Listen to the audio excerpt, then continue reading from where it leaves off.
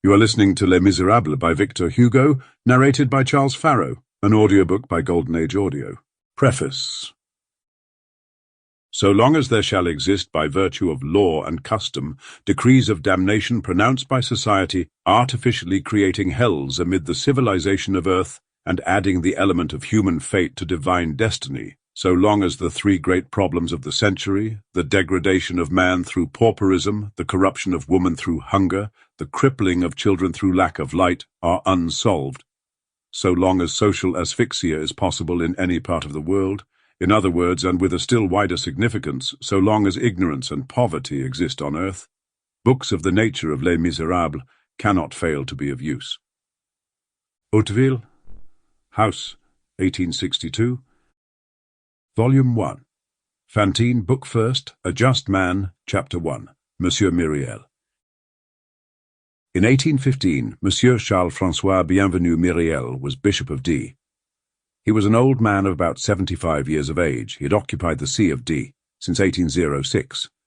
Although this detail has no connection whatever with the real substance of what we are about to relate, it will not be superfluous, if merely for the sake of exactness in all points, to mention here the various rumours and remarks which had been in circulation about him from the very moment when he arrived in the diocese.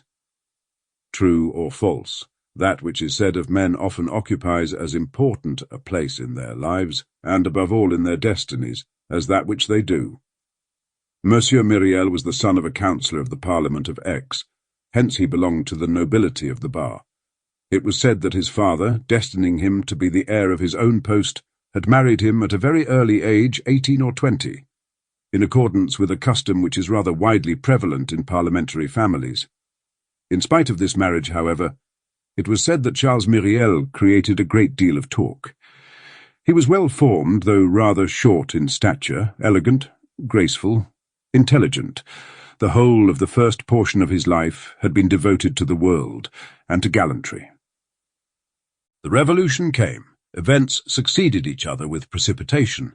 The parliamentary families, decimated, pursued, hunted down, were dispersed. Monsieur Charles Myriel emigrated to Italy at the very beginning of the Revolution. There his wife died of a malady of the chest from which she had long suffered.